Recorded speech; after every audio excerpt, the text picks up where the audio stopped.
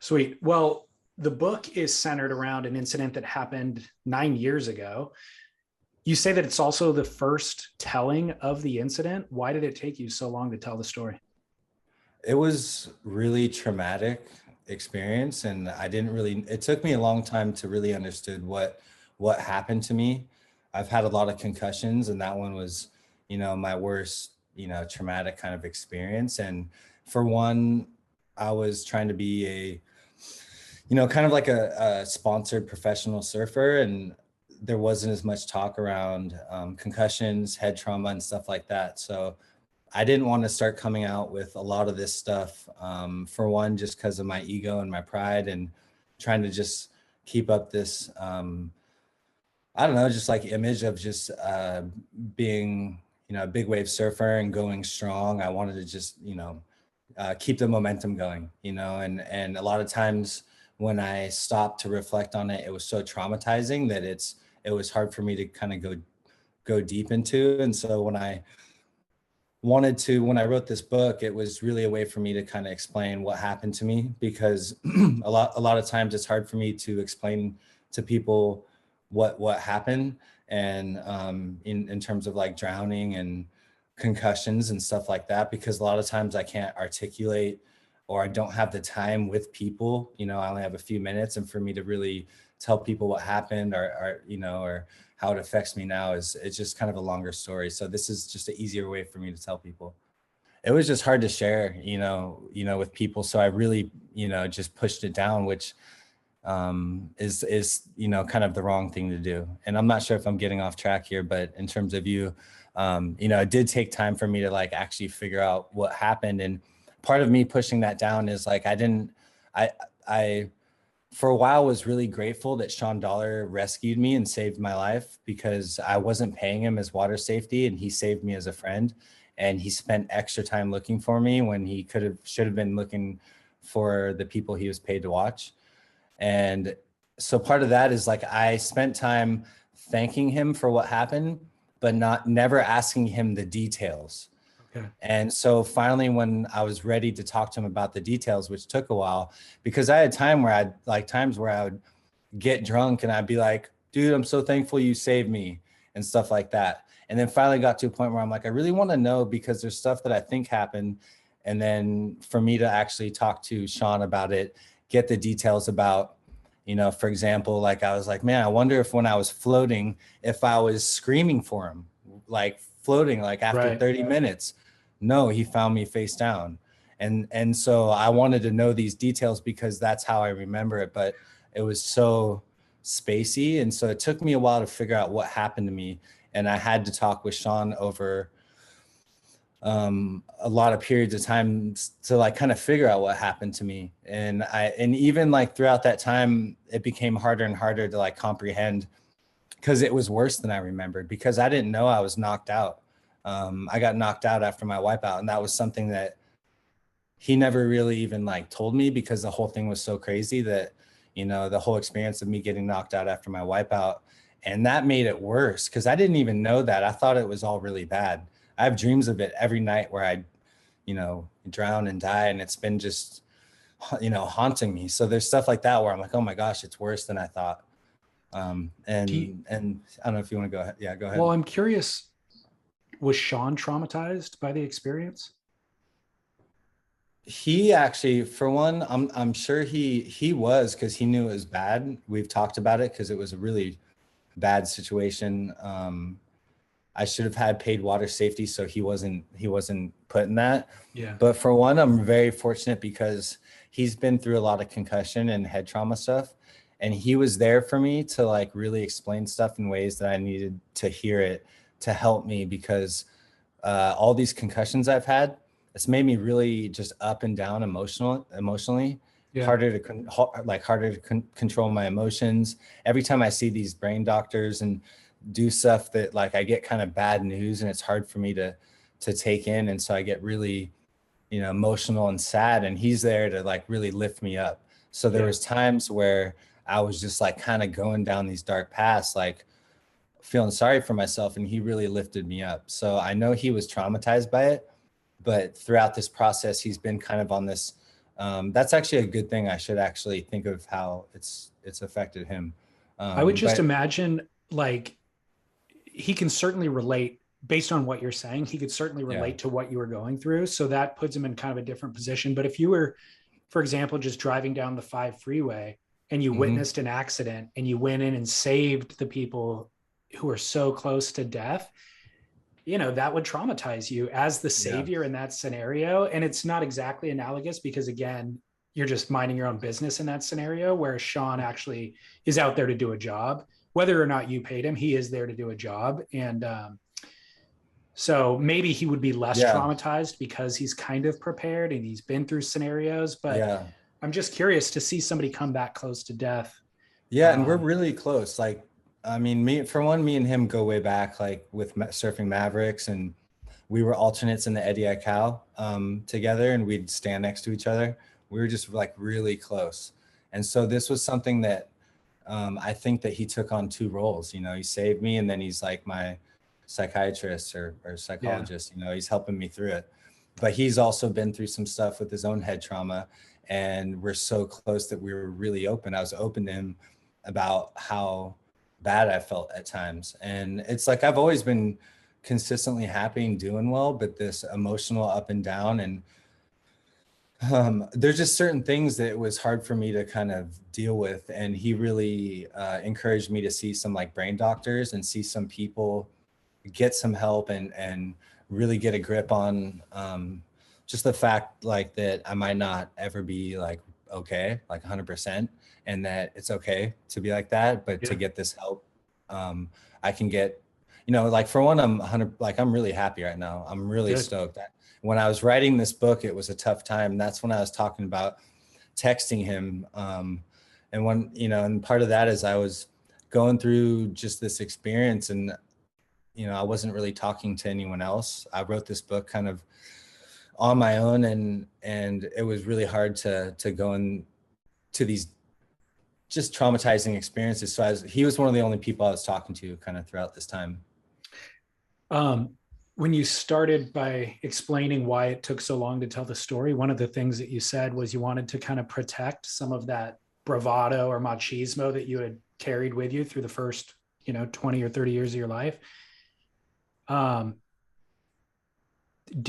now that you've been vulnerable about it, how has that been received? It's been really, really good. Okay, good. For one, it's been, there's kind of like 2 sides of it. I mean, like for one, I'm really grateful for social media. People talk crap about it being kind of toxic at times, but there is at times I feel like so much love and support on Instagram when I do share this stuff and I'm vulnerable. If like for example, I went to the brain doctor and went to these people and found out that my right eye functions at about 20%, 25%. So I can't focus it. And that's part of my nausea, it's not vertigo, but I was just feeling weird stuff at times, but I figured out what it is. And I'm sorry, see, this is with my brain. I'm sorry, what was the question again? Just about how the vulnerability was received. You were Oh yeah, so yeah. worried about Oh yeah. protecting the So pride. so what I was getting to, and this is stuff with my brain, my short-term memory, but I was getting help and I was sharing this stuff on social media, just my right eye not working well and getting through it. And I was like really insecure about sharing it on my social media because it's mostly my big wave stuff. But I had the best response, Yeah. like hundreds of people commenting, sending me messages about support and ways that they've found, stuff that they've gone through and things that have helped them get better.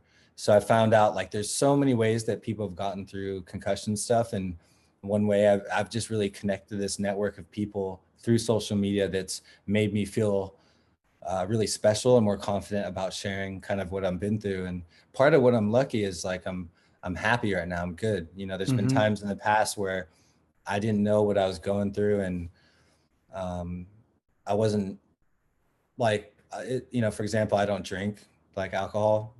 I have a drink every few weeks, but I've just learned that I can't really control my emotions as much. And Yeah. not that I was an angry drunk, because I was actually like a happy drunk.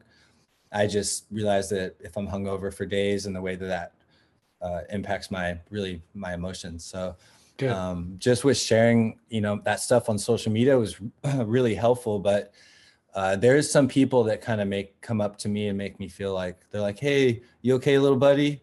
Like Really? make me, or no, just like, "You all right? You going through it?" And kind of like a different way that, because I'm really open with people, and I like when people are honest with me, like, "Oh man, I got in this car wreck and I'm going through this," and Yeah. that's what I really value. And Yeah. um, I think people want, obviously, we want like our idols to be superheroes in a sense. You want to see people achieve these great yeah, feats. But even more than that, you want your idols to be relatable and you want them to be yeah, human. And so if you're doing all the superhero stuff, but not relatable in any way, it's hard to, I don't know, it's hard for, it yeah, doesn't but resonate with people. So if you're then vulnerable in addition to that, that's yeah. where people connect. Well, and part of that is it's really awesome sharing this stuff and putting it out there, but I actually don't really want to be like the main voice, or I'm trying not to take this on as like a role or a career, like being a Yeah. speaker for it, because I actually talk to people every day that are going through it and stuff, but the more I put it on social media, it becomes more of my everyday thoughts, Mm-hmm. and it can kind of make up more of kind of who I feel I am and what I am. And when I like think more about my trauma, the fact that my eye doesn't work, all these bad things, it's not good for me. And so I It's really interesting. just, and so like if I just take on that role and explaining to people every day that what I've been through, because like I said, I'm doing really, really good. I can, like I'm 100%, I surf every day, Good. but that's just kind of one thing that, yeah, I'm not sure if that makes sense. It So, does make sense. And I think that part about what parts to reveal versus which parts to keep as your own private life is a yeah, real interesting thing that we all have to navigate with social media, yeah, because you really do have to keep certain parts of your life private so that you can I don't know, just relax and not have yeah, everybody chiming in and have an opinion. So that's a tough predicament for you. That'll be one that that'll be the yeah. next phase of figuring out, because there is tremendous value in sharing portions of this, but I don't know which portions you keep private. Yeah, and that's it. I mean, I love sharing it. That's why I wrote this book, but the whole book is not about trauma. It's like No, it's not. I had a very just incredible, happy big wave career and surf life, and I love sharing kind of what got me to, the top of big wave surfing. So those are things that like it's all really, positive. There's just this kind of ending, and I like to share how I dealt with it with my photography, and just kind of how it, evolved. And I've kind of even, changed a lot, since then. Yeah. So, Um, I do want to, if you don't mind, I mean, you said you're down to go deep. I do want to talk a little bit about the incident itself. And I want people to actually read it in the book to get the whole yeah. story, but let's just tease one aspect of it here. Okay. Through the book, you talk a lot about significant wipeouts, concussions, passing out, being saved in the last moment by ski drivers. But in all of those scenarios, you talk about never giving up. Mm-hmm. But the story that the title of the book is based on is about a time where you actually did give up. Mm-hmm. And I'm curious, was that decision to give up, was it completely involuntary? No, it And was conscious. it No, was that was a conscious. conscious. So Yeah. walk me through the decision to give up. No, it was a conscious decision, like I wasn't really sure when I got knocked out what happened, and people can read about that whole experience, but when I came to, I went up and over the falls of a huge wave and went straight to the bottom. It felt like I went to the bottom of the earth. And when I hit the bottom, it felt like I was paralyzed. Like I hit so hard I couldn't move. And since I already been knocked out, I was unsure of where I was or what happened. I've been practicing breath holds. There's a lot of stuff, meditation. There's a lot of stuff I've practiced in the past. And so I actually felt good underwater. And so it wasn't a panic mode. It was something that I felt like, because I felt paralyzed and I couldn't move. I really just felt like I was, I met my match. And it wasn't like this scary thing. So consciously, kind of to answer your just, I just made the decision to not swim up. So instead of, to break it real down, I'm like way down, I'm not swimming up. So instead of swimming up and thinking about that, I meditated and just relaxed into it. And I had no flashbacks. I had nothing. It felt really good. I've meditated before, and I had one kind of pretty good half full breath before I went over the falls, and I didn't inhale water. So I'd been training for this. And so I was down there and I just relaxed into it. I didn't try to swim, and I had already pulled these things, my inflated vest, and I always felt and at that point when I had given up, I was underwater like 40 feet. And it felt like I'd surf Jaws, I'd surf Mavericks, and it felt like I was 30 or 40 feet deep. And at that moment, even kind of when I made that decision, it felt like I went into an underwater waterfall and went another 30 feet deep. So I was like in some rip current, and I went like instantly, it felt like free fall 30 feet deep. Because Cortes Bank is a mountain range. I don't really understand where I was, but it sucked me down even deeper. And so I was even more just committed to my decision. I'm like, and I write about the rest of my book, but that decision was totally conscious. And that part of why I didn't like sharing this specific part is because people kind of look at me crazy when they're like, how'd it feel? What happened?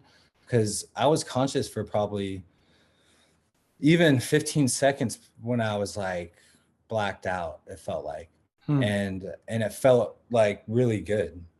It was like this just like happy, loving, going to sleep, euphoric thing. And since I wasn't scared, and I just really, it was like a crazy, and I've read into this type of stuff afterwards, like kind of going into the afterlife. There's a lot to it, dude. So I just but at the time I just, I wasn't scared.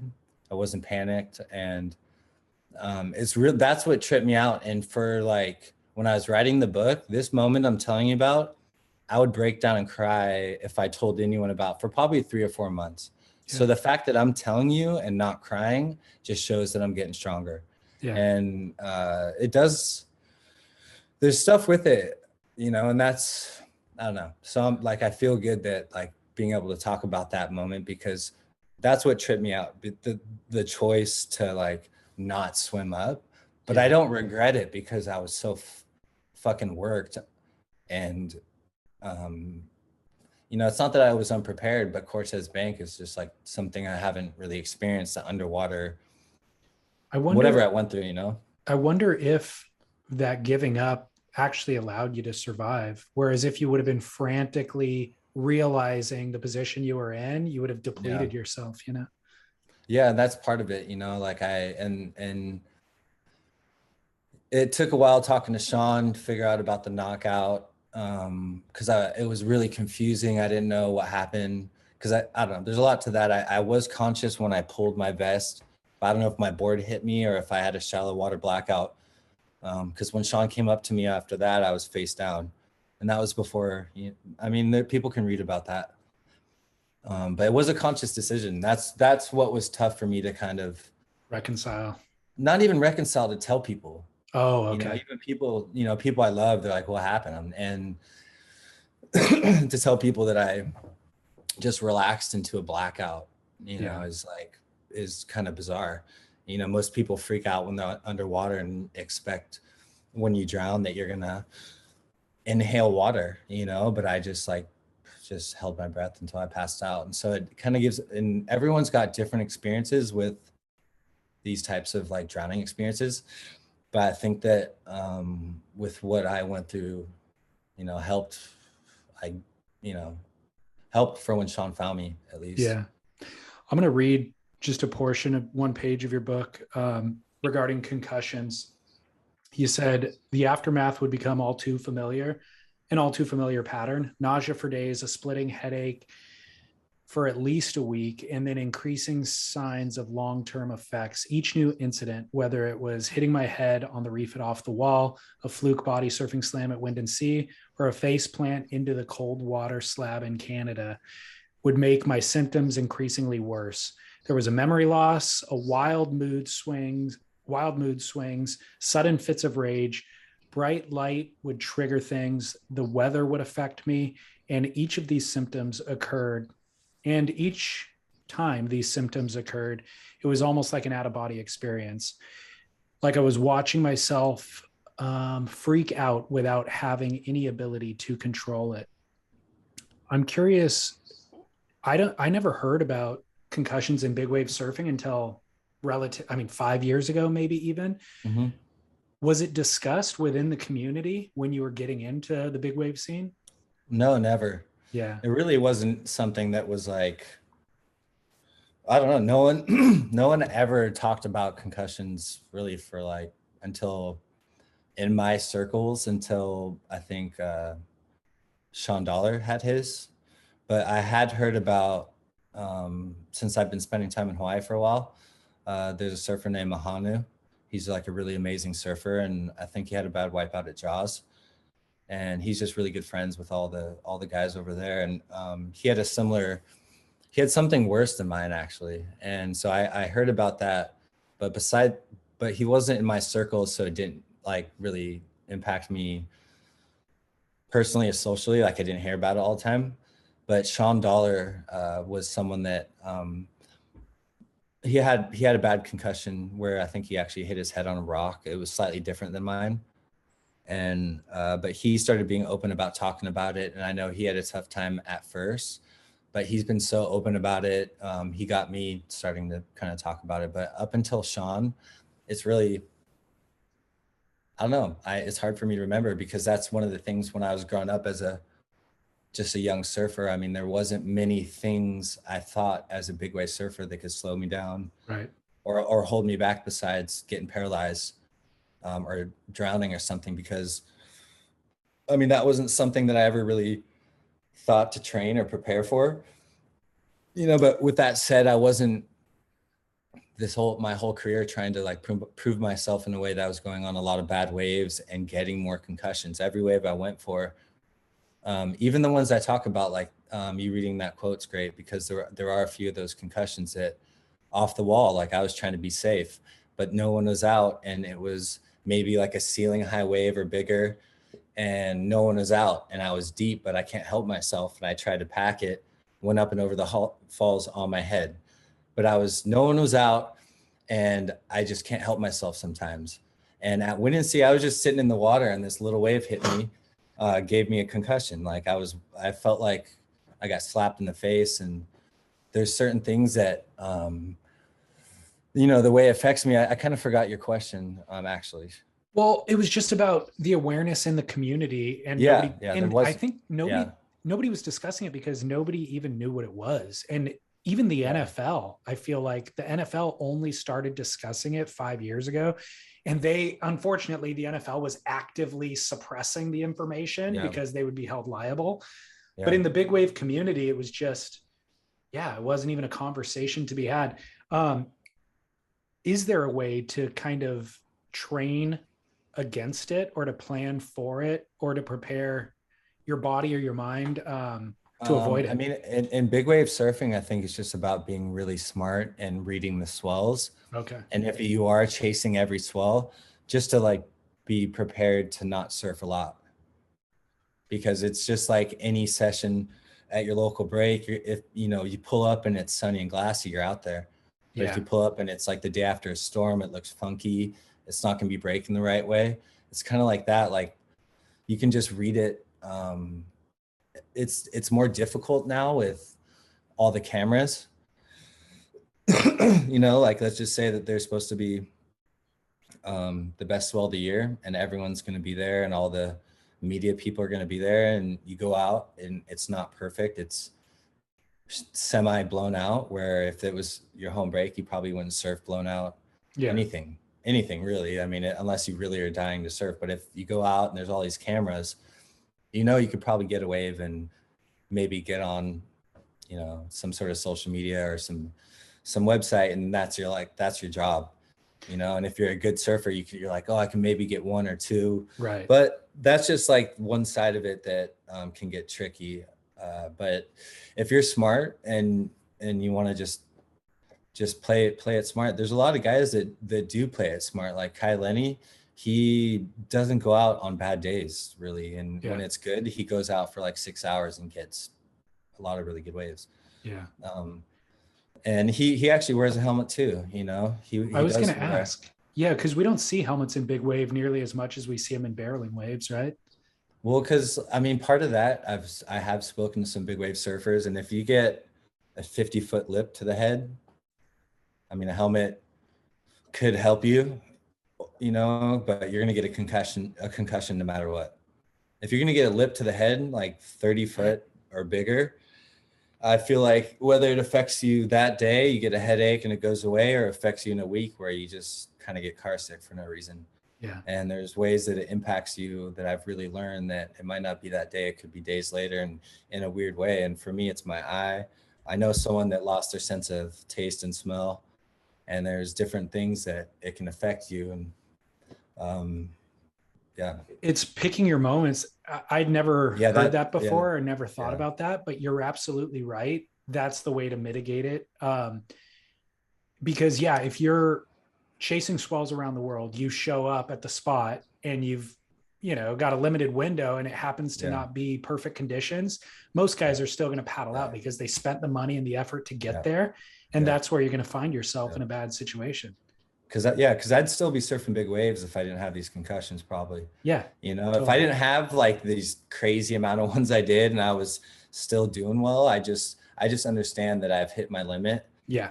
And if I hadn't, it's not like I would have never done it. And even I talk to big wave surfers now, and I'm not this downer guy that's going to be like, you got to be careful, wear a helmet. There's a lot of stuff that a lot of these surfers have spent their whole life getting to this moment, and they're really good surfers. So a lot of them can make that right decision. But at times, if you have a big sponsor that's paying you a lot of money, which, you know, even for me, if I had a huge paying sponsor, I don't know, there's just different things. Yeah. So I trust them to make the right decisions. And I'm kind of I try to be open so that they kind of see what's happening. You, um, I don't know. you But the talked book, I don't about, know. you talked about in the book, and we kind of talked about it here actually, about sharing this story and becoming vulnerable and shedding some of the bravado. In the book, you said, if my initial goal was to travel the world and become the best, it soon evolved into being a humble and grateful witness, just to see what I saw, enjoy the amazing waves I did catch, and be part of such a special network of remarkable humans. For me, felt like a lifetime achievement in itself. Do you feel like that transition into humility made you a better surfer or made you more vulnerable in the sea? Well, for one, that's like one of my most favorite quotes of the book. You know, like I feel that, and I got emotional just writing it. You know, because it's true. Like I'm so grateful for one, just being alive. Like I'm lucky. I was making a lot of, you know, if you read my book, I was surfing, I was trained and I was surfing big waves for a long time, and I should have had paid water safety more. And there's ways I could have been smarter with communication with people on the cliff. And I did everything I thought was doing right. But you know, in terms of, you know, the concussions, you know, one of them where I was dizzy for dizzy and nauseous for about 6 months and had after effects, like even all sorts of other stuff. That one's like really scared me. But I kept going and kept having more concussions. But that, you know, there's been a few that really made me think about my long-term health and whether I was going to be like a functioning human when I'm older, and like if I could speak my name or work a regular job, because I understand surfing, these have been my goals. But there will be a point, you know, points where I'm working right now, but these are thoughts at the time where I'm like, man, am I going to be able to like be a normal person? I don't want to. And yeah, so those are just stuff that was kind of going on. That transition though, I think it came, if I remember from the book, right after you won the XXL Big Wave Award. Yeah, yeah, So it was kind of like all that buildup was proving myself or proving yeah, yourself. yeah, And once you prove yourself, yeah, then you can kind of, yeah. you've been validated. But that was a tricky moment too. And I'm not sure if I even answered your last question now that you said that, but you Well, know, but in the terms of, yeah, question was coming after that and kind of having humility and yeah. just being grateful. Did that humility make you a better surfer? Yes, I think it Okay. helped me throughout life, just being grateful. And I Yeah. found some of my best waves in big wave surfing was when I stopped trying to be competitive with certain people, because Yeah. I was friends Totally. with everyone at Mavericks, like everyone in the lineup. There might be people I didn't speak to as much, but there's always one or two people that would kind of get the waves, and I would almost find myself wanting to be competitive. But instead of being competitive, I changed my thought process where I'd be like stoked for them. I see them catch a wave, and instead of maybe not telling them that they got a good wave because I was competitive and I Yeah. was a weirdo, I would go up to them and just go, "Hey, that was such a rad wave," and they'd almost be kind of weird that I went out of my way to tell them that was an epic wave. So stuff like I found helped me with my big wave surfing. Instead of me resenting people in the lineup just because they surf better than me or whatever, I would try to just like be friends with them and be like, oh, like let them know I'm trying to learn from them or something like that. And That's when I was, there's stuff like that that helped me because I'm not a good competitor, and when I get in my head like that way, it's just like downhill, yeah. and I won't catch any waves. Yep. So I'll really try to enjoy my time in the lineup, and because it is surfing, and like over time, spending time with guys like Zach Wormout, and other people, even like Evan Slater, whatever. There's certain surfers that have really instilled in me that this is surfing, and we do love it, and we want to go home and have a beer with our family, or we're going home. It's not like just this crazy thing. And so I try to enjoy my time out at out there in my relationships also, which has helped my surfing. I agree. Like I experienced that even just surfing crappy beach breaks at home where I paddle out with this competitor mindset where I'm mad dogging people and I'm positioning and Yeah, I don't have fun. Even if I yeah, surf beyond my peak, like my potential, I'm not having fun. And as soon as I make that mental shift that you're talking about, where sometimes it's somebody else complimenting my wave, somebody who I was mad dogging, then gives me a hoot. And I'm like, yeah, oh, they're a nice person. Maybe I should stop being a dick and I should be a nice yeah, person too. And then I start making small talk with somebody in the lineup, and it's not at all about performance. It's now just about the experience or the ritual. I have infinitely more fun, you know? yeah. And that was part of that helped me grow a lot too. Just being out there and being supportive of other people, and Yeah. from where I came, like you could read about it in my book, but I wasn't always trying to be a big wave surfer, but it Right. happened kind of really naturally. And so there was never much pressure on me in the lineup. And so, and since I was friends with Zach and a lot of these kind of a few of the earlier guys, they introduced me to everybody, and, I'm friends with a lot of guys still to this day. Good. Um, can you tell me about the 2012 Swell Cloud Break? Because we were all, I think, watching that event online, or a lot of us were, and you were there. Yeah. And at that point in 2012, it seems like you had already recognized some of your limitations. You had also kind of started to understand the reality of concussions. So, what did you decide to do that day when the WSL called off the event? Yeah, so I went there and I knew it was going to be like a nuclear swell, like, and I almost didn't believe what was going to happen, but I was ready for it. And so I went there thinking that if I sat wide of the pack, because everyone was so competitive, I went and there's a lot of really good big wave surfers there. Like everyone was there. And part of even my game plan is like, I'm going to go sit wide, and I'll hopefully get like this widest chip shot and get the barrel of my life, and just sit really wide so I don't get caught inside. And part of what makes it easier for me to travel, even during those times in my concussions, was I was bringing cameras and writing every day. So if I didn't feel like I wanted to surf, I could document and write. And those are things that just help me when I travel, like my mindset. I'm like, I'm gonna go and hopefully chip shot. I set low expectations, even though I'm 100% trained. And I brought the boards. And so, that day, they called off the contest, and I couldn't believe it when they did call off the contest. But for one, it was, I can be a good example why it might have been a good call. I had a concussion that day where I was dizzy for 6 months, Yeah. and I'm prepared and trained, Right. and I had a cautious approach. So that's maybe, at the time I'm like, oh my God, but looking back, I was as prepared as can be, and I got super fucked up. So that morning or that day, they called the contest off, and I went out and jumped off the boat and sat wide. And I think I caught one small wide one. And when I was, let me think back. Yeah. So I was sitting wide. I got one wide one where I think I got to my feet, did 2 pumps and kicked out, like not even a completed wave. So I barely got to my feet, but I just really wanted to get to my feet so I could just lock into a big one and feel good. I hadn't caught a wave since I got off the plane. And I'm on a bigger board. I think I was on a 9.0, at like a 9.0 Stu Kenson thruster. And so I was sitting wide. Let me think here. So I caught that wave and I kicked out.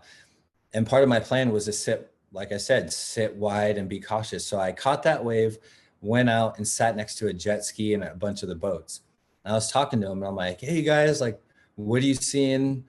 And I kind of lost focus and was just kind of watching the waves. And all of a sudden, all the boats and jet skis just fucking hauled ass to the channel.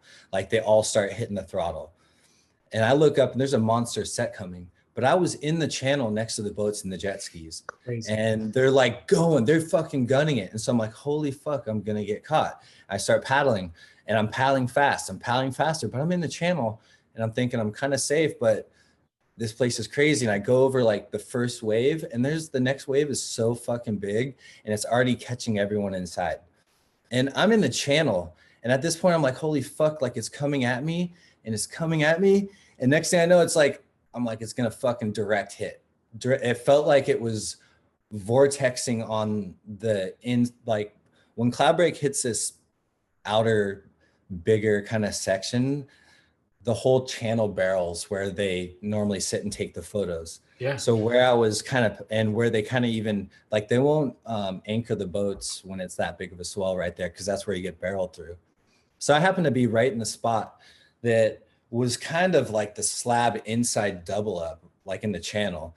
And I thought I was going to make it, but the last second, like I said, I was like, fuck, direct hit. And so I was duck diving. This is how close I thought I was going to make it. I was about to duck dive and the thing just broke faster than I thought. And this entire wave broke faster than like any of the waves that morning. It was a bigger and faster wave, like longer period. And at that time, right when I was duck diving, I think I don't know if I let go or the wave hit me so hard that I went limp, but I don't know. I don't even know if I got knocked out. The wave hit me so fucking hard that I let go of my board and I might've been knocked out. I don't know what happened, but I don't even remember pulling my vest, but I kind of come to on the surface and I'm inflated and my trunks came off me and they're in a knot on my leash and I'm wearing a wetsuit top. What? And I'm like, what the fuck? And I'm just dizzy as hell. I'm like, what the fuck? But I'm kind of on the surface. And I didn't know what happened. I don't remember swimming up, but it must have taken me up. So I'm not sure if the wipeout was bad or if it just immediately took me up. But at the time I was wearing a Shane Dorian V1 life inflating suit, which people know at the time had it was a pretty sensitive trigger. So at times it can go off. If you have a bad wipeout, if it's hit hard, it can go off. So the wave might have made it go off. So I'm on the surface and then I like kind of look and there's another fucking mega like 30-foot barrel right in front of me just mowing down and I got caught inside. I didn't even try to put my head underwater. I just held my breath. Wow. And I was so concussed from that I was just holding my breath and keeping my eyes closed until I was in the channel. And I laid in the channel for probably, I'm not sure, maybe like 15 minutes just on my back, like didn't know. I mean, I knew where I was, but my brain, I've had concussions, but my brain was not functioning. Like I couldn't think correctly or I knew something was way off. I'd never had this happen before.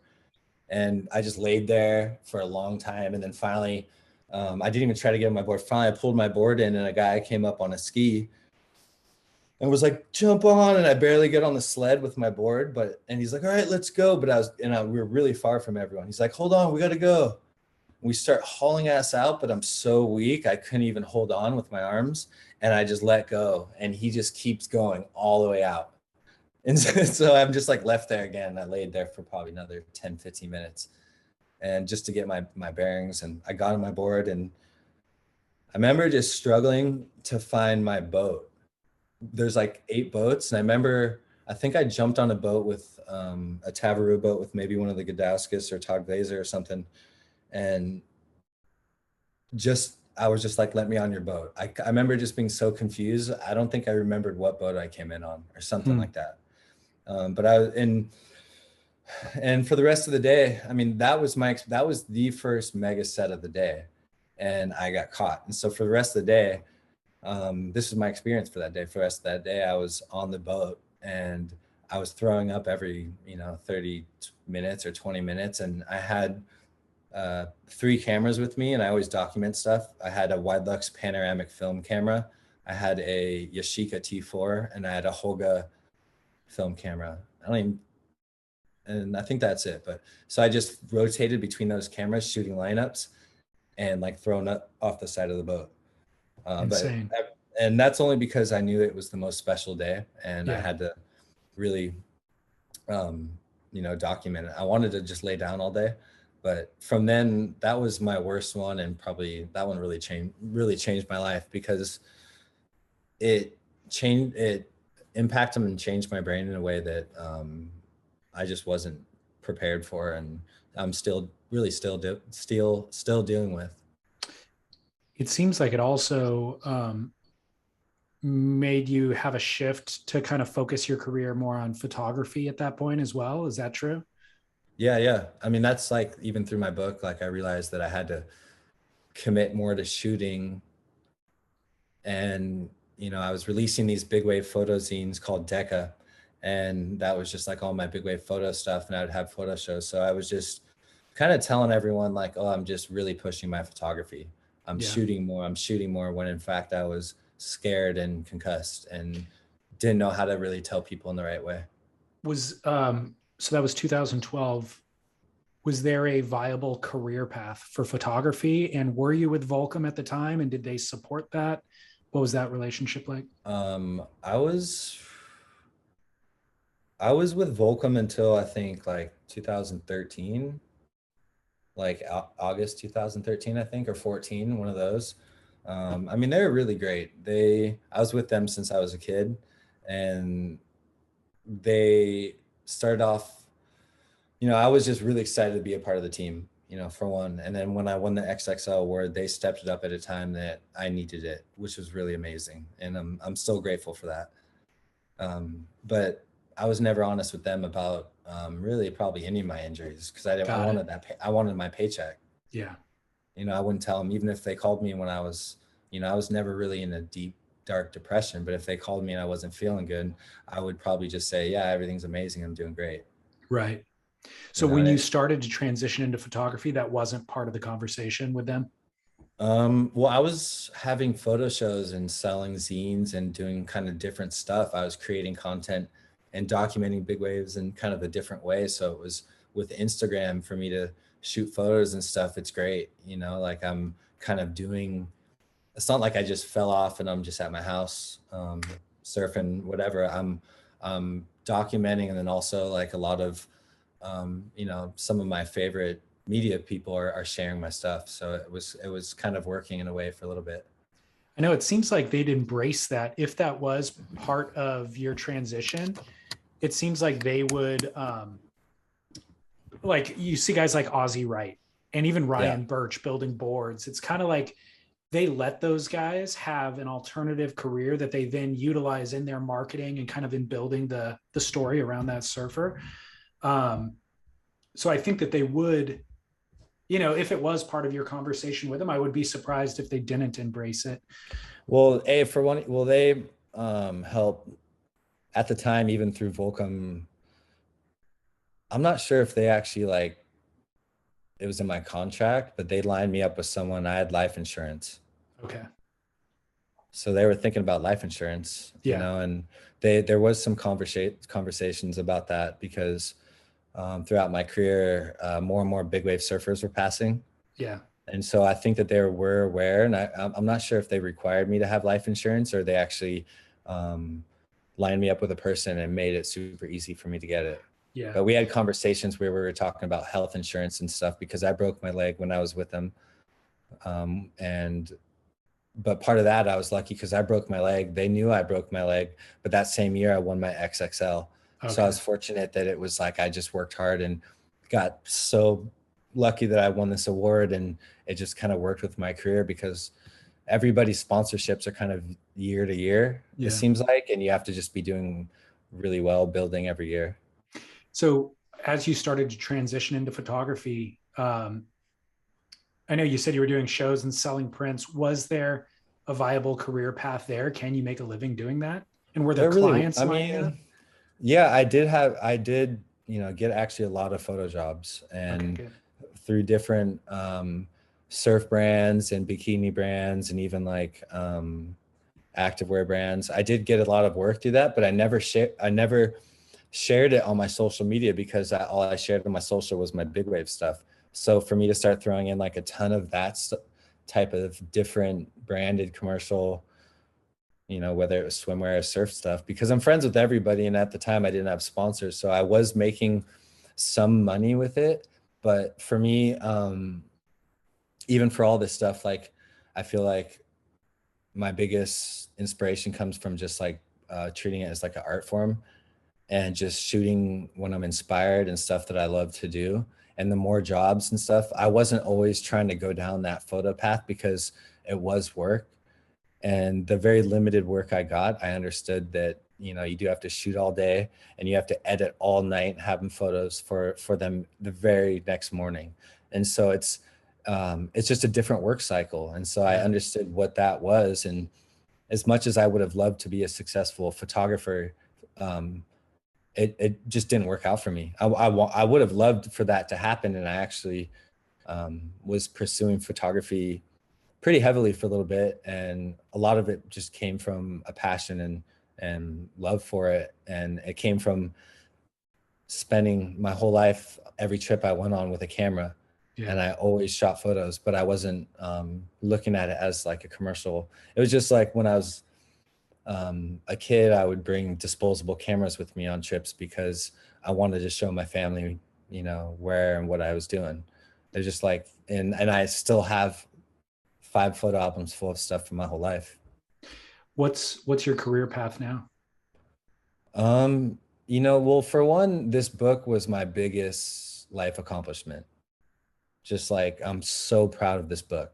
And that was my biggest for 2 years, writing this book and coming out with it and really just believing in myself as an author and my writing and my viewpoints and being careful with what I'm saying and reflecting and trying to just really share. I mean, that was really, really scary for me. And so writing this book has been not only my biggest life accomplishment, but just one of the best stepping stones. Like I've met such an incredible network of people already from, I've had a few shows with this book and selling my book and the people I've connected to, because I really do share a lot of trauma and just everything with it. So I think with my future, I mean, I want to do everything. You know, I'm not limiting myself to really anything in this book. I am still writing every single day. I have a lot of chapters from this first book that I didn't include because that first book was really focused on my big wave career, Yeah. like 100% focused. And I have a lot of chapters that weren't focused on that. And so just like every single day, actually, I do daily writing um, practice or whatever. Not journals or whatever, but I do that like every single day too. So I'm really trying to push myself creatively, and I really don't know, not sure. Yeah. Do you have any opportunities presented themselves based on the book? Um, in terms of opportunities, I would say like I have more opportunities now than I've had in years. And that only comes with me being more open with my life and putting this book out there and being outside. Because honestly, I was just like, for years, just surfing and not really talking to many people about what I was going through. And now that I've spent the last 6 or 8 months pushing my book, it's been one of the best things like just ever. Yeah. Um, and I'm not even actually sure where I was going with that. Well, Um, I feel like you, it sounds like just from listening to you talk, the shift into making kind of a business minded entrepreneur, like becoming an entrepreneur is the next kind of step or phase for you, because you've built all the relationships, you have all the raw material in terms of actual content, but also in terms of life experience, that you really just need to now focus it in a specific direction with what you want. And you can mhm. actually, I mean, you can manifest your Yeah, own I mean, destiny at this point, whether you yeah, I want to mean, I work in have, the surf industry or photography or whatever, or writing even. yeah, I mean, I want to do everything. That's the thing. I'm really active. I surf every day. I write every day. And even with that, like I'm kind of writing another book right now and Good, I'm like really far along. And there's stuff that I practice every day. I play the piano every single day. good. And there's a lot of things I do to challenge myself. And I'm really open, like to the future and like just really anything that brings and not stressing about, because for a long time I was worried about my career, what I'm gonna do, Yeah. like how I'm gonna when I meet people, how I introduce myself, and now I'm really okay with like talking about like where I'm at and kind of what I've been through or whatever. From a practical standpoint, is there a way to make a living off of books, whether you're writing or they're photography books? Are books a viable living? This was an incredibly challenging process, and it took me a long time to be able to fund this. But there is ways to make money, but I've learned so much on the whole book process that now I understand that you have to do everything really smart in terms of packaging, knowing the weight, knowing how to ship stuff, Yeah. and knowing how to package it correctly so it comes, and doing stuff affordably. There's so much that I could, like, I feel like an expert now, even though I'm not sure if I'm going to do like another. The photo book was really challenging because just all that, but it's definitely a way you can make money, and I encourage people to do it, but understand that this is a way to network. It's a stepping stone to meet people that, and you'll also realize that there's probably a lot more people that like love and enjoy your work than you realize. And Yeah. so, like for me to like put, and that's what I've realized, and it's been way more rewarding, not really on the financial side. Even though I've been doing well, I've been selling books and I'm so grateful. I've done it slightly different. I sell on my website, and then I've just developed my own kind of distribution. I'm in like uh, 12 or 14 shops right now. Good. Yeah. I think so. For listeners, I think the book's phenomenal. And Thank you. Thank I you. didn't know, what I like about it is the way that it's structured. I didn't know if it was a coffee table book that just had images with captions. I didn't know if it was going to be more like a, writing on every page, like a novel. When it showed up, I thought, oh, it's more of a coffee table book. But then I started reading it, and it's actually a combination of both. It is. It's a novel masquerading as a coffee table book, I would say. But the structure of the novel, I think, is phenomenal. Your writing is good, in terms of prose. Every paragraph is very well written and all that sort of stuff. You could open it to any page and appreciate that story on that page. But the way that it's bookended with the waking up in the sea story, and throughout the book kind of references back to that story a number of times, it's just really, really well, it's structured like a really good novel, actually. Thank you. Thank you. Yeah, Dude, that means so much to me. And that was my biggest, yeah, like, thank you. I'm really grateful you said that. Like, that's it's great. really what I did this, I put so much time into this book for. And the writing was, even though I spent so much time doing photos my whole life, writing, like, and those chapters was my most important part of everything, Yeah. and that's what finished first before I laid out the book, because I laid out the whole book myself.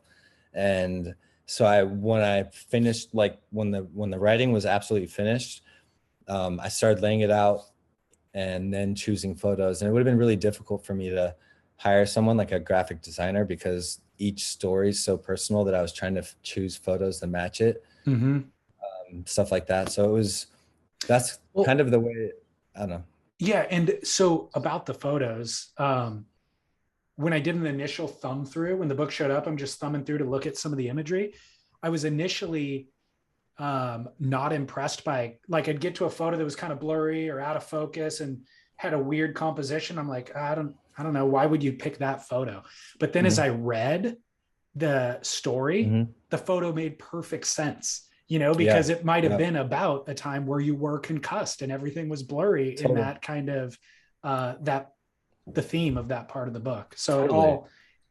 it all makes perfect sense. I think it's fantastically Thank you. done. Thank Yeah. you. Yeah. And um, yeah, even in terms of the layout, dude, like, thank you for that. I did my best. I took a long time to try to do the layout. I had some shows in New York, and I spent some time with some of the people that made Kai Lenny's new book. He actually just made a new book, Mm-hmm. and I had some great conversations with them about layout and doing stuff that might bring more weight to my words or my photos. And I learned a lot from that. And so it's really, just in terms of like me going forward, like I still have a lot to learn, and Yeah. I'm still going to continue to write. And the photo book thing's like incredibly challenging, and I want to do more with that stuff, but I'm going to keep challenging myself writing. I'll offer my own suggestion. Some of my favorite parts of the book were about the people who you encounter on your travels. So Tom Lowe in Hmm. Ireland, you referenced Kai Lenny a couple of times, but all that stuff were like little peeks into uh, a space that I wanted Hmm. to do a deep dive into. Yeah. Yeah. And I have those, like even the Tom Lowe, like um, I have like a crazy long like chapter or two about my time in Ireland with him. Cause I had a 2-wave hold down in a cave, and he saved my fucking life. And I got smashed on the cliff at this other spot, and he saved my fucking life. There's a photo in my book, and I have everything written out. Like that one, I have all this stuff completely written out. A lot of the stuff that you said, even with Kai Lenny, but excuse me. But for my book, I really wanted to focus on my big wave career, Yeah. my drowning, and like really tie that in, because, and for one, I didn't want it to be of like a list of like where, not like I almost drowned here, I almost drowned here, I almost drowned here, I almost drowned here, because it's kind of true. I mean, I have like traumatic experiences uh, from a lot of these places, but I don't want that to like, in terms of me writing, I had the most incredible times, and with Twiggy and with Yeah. Twiggy in South Africa, with Loey and Fergal in Ireland, and I want to be respectful with how I write about it. Yeah. And these are certain things that happened to me, and I made some dumb decisions that, like when I had the 2-wave hold down in the cave, I tried to climb up this weird side of the cliff, and the biggest set came and swept me off. And it's part of my thing, but he saved me. And I just don't want, like those guys all treated me so well that when I write it, I want to be confident with everything coming out. And I do actually have completed chapters about all this stuff, and I'm just trying to formulate it in the best way. Yeah. That's what I meant. I didn't mean that those stories should have been part of this book, but I think you did a good job at acknowledging those people and those Yeah. experiences that made me want to then read that next thing, whatever it is, Yeah. you know? Yeah. So, Thank you. yeah, gladly. Um, I'll give you a couple of closing questions, and you kind of just teed them up perfectly. I'm curious, what has been the best surfing that you've seen anywhere throughout your travels? And then also, what's the gnarliest big wave that you've encountered?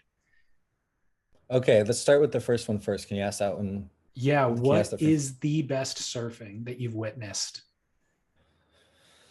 Oh man. um, there's certain people. I mean, there's a couple people that just blow my mind. If I'm talking like maybe just because I'm a big wave surfer and those are most of my sessions, maybe like Shane Dorian. He's just so radical. He's the best waves kind of come to him and he surfs it so technically perfect. Kai Lenny, he's one of the best surfers I've ever seen in my life. And he's doing stuff now that I dreamed of as a kid. Like when I was a kid growing up watching VHS tapes on over and over, I always dreamed of like seeing people backdoor Mavericks or, you know, when people started paddling Jaws, like what they're going to do when they backdoor it and paddle it, or, you know, if they are going to tow it, what they're going to do. And he's, you know, Kai's backdooring the peak, getting barreled all day, towing, doing aerial 360s, Crazy. doing stuff that's just next level. So maybe Kai Lenny would be the top, but even Shane and Kelly Slater always blows my mind. And there's a lot of younger guys. I mean, there's a big list of young guys I'm inspired. Mason Ho is just one of my favorites to watch, and Nathan Florence also. Yeah, yeah. It's funny. The first thing I thought of when you said Kai Lenny and Shane Dorian was that they really pick their moments. Like you don't see them put themselves in bad situations very often. And Shane probably did for a number of decades, but now, and I even remember him doing broadcasts for the Piahi event. He was going to surf the event, and then he ended up in the booth, and he just said, you know what? I decided this morning I'm not going to surf it. I'm not feeling it today, you know? And that's a mature decision to make.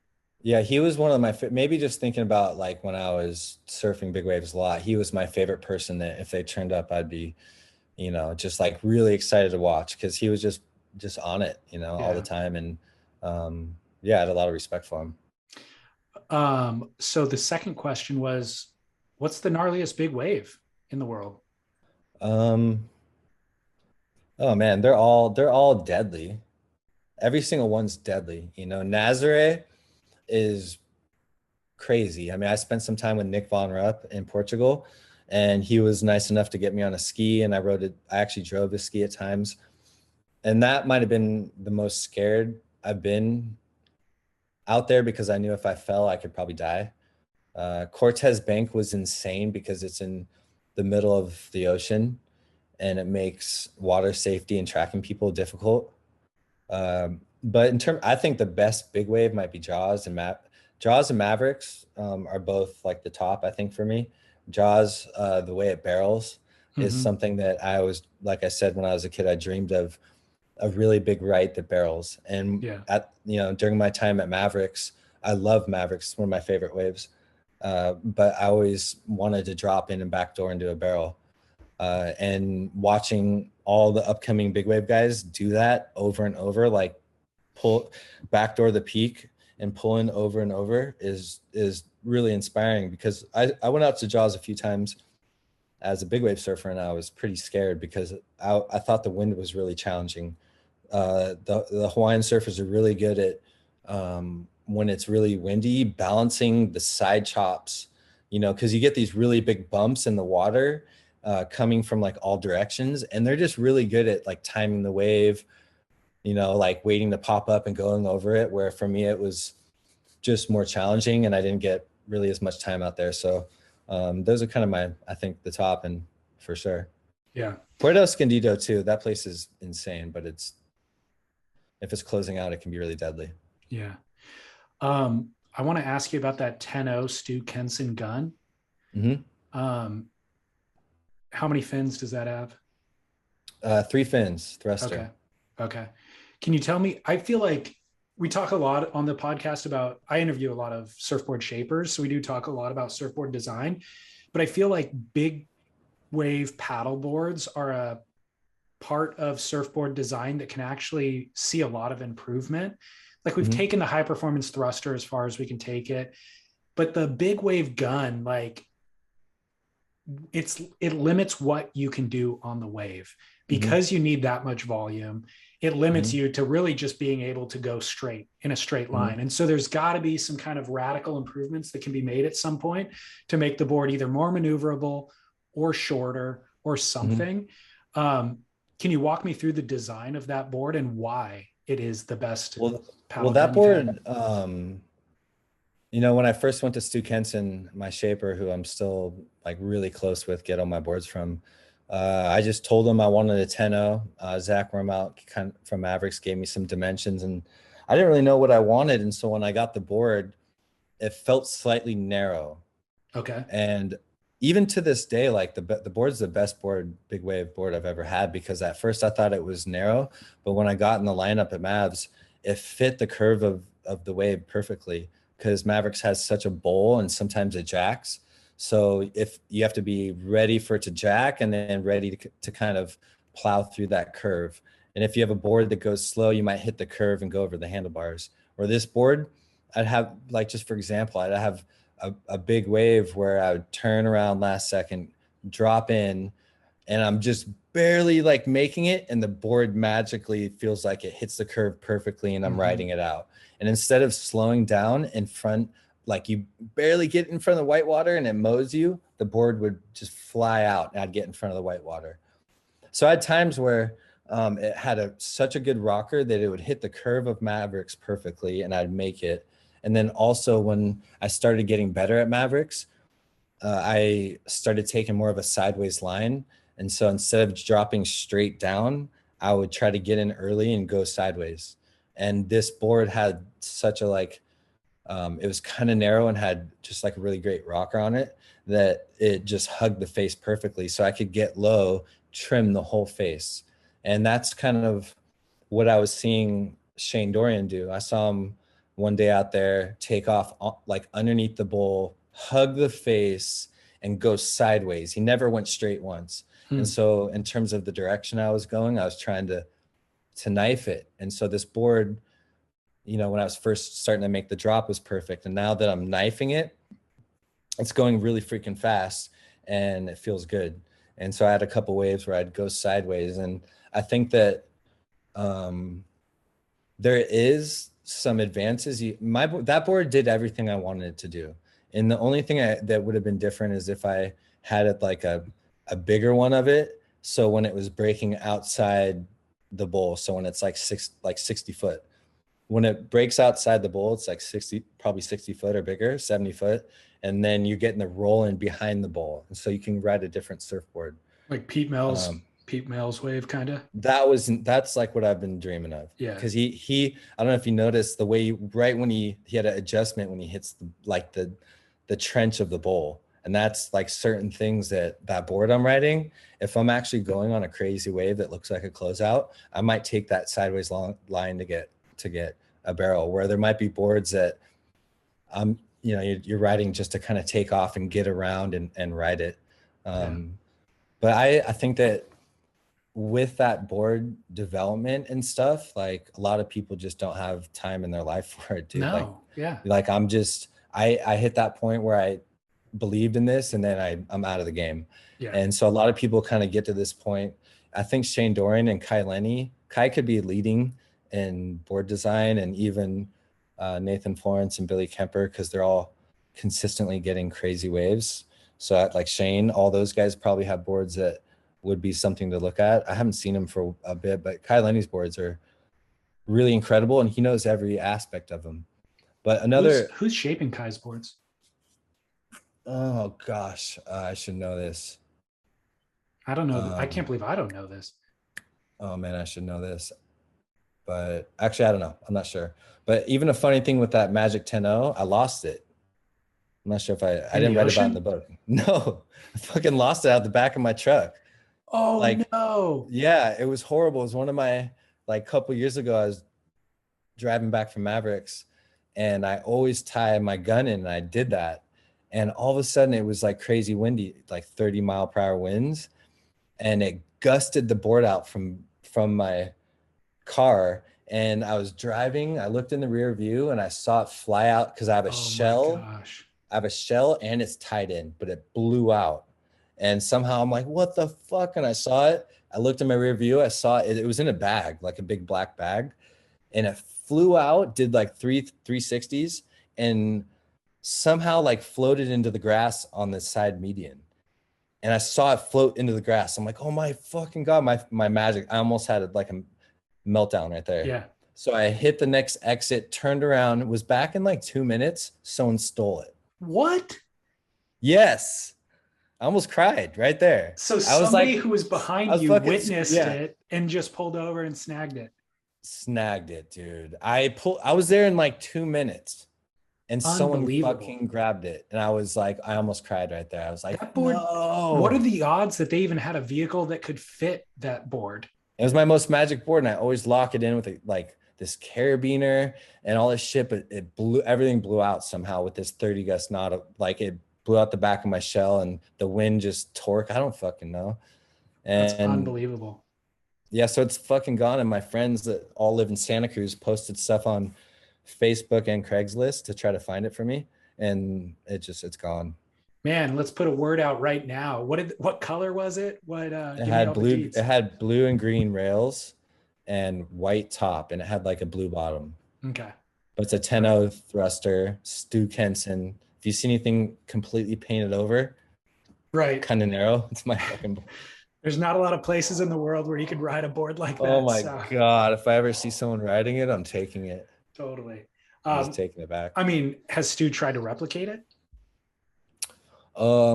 He made me a, a couple boards since then. He made me a 9.6 and a couple 10.2s for bigger Mavericks Yeah. because I didn't ask him to replicate it. I'm like, it was an old school Clark foam blank PU, just really thick stringer, and the thing, I didn't really need him to replicate it, so I had to make me a smaller 9.6 and 9.4 for smaller Mavs, and then like two 10.2s. Okay. And the 10.2s were quads, and that was for bigger Mavs, so I could roll in and take that sideways line.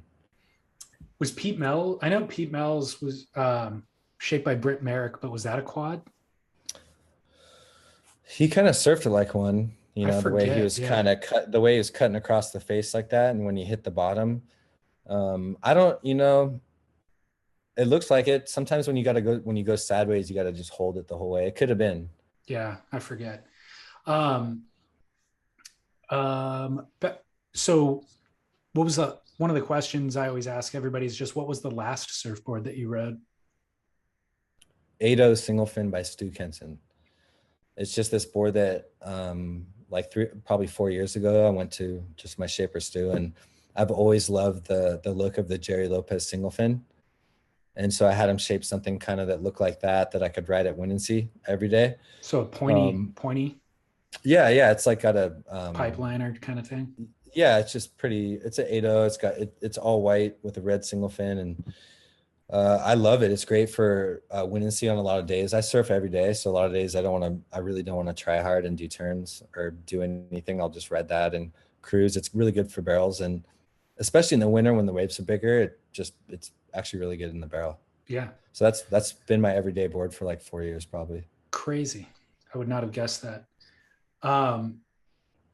At the end of the book, you write that you thought by writing this story down and staring at it on paper that it might start to chase away the demons that visit you every night, which is a reference to the dream that you talked about having recurring.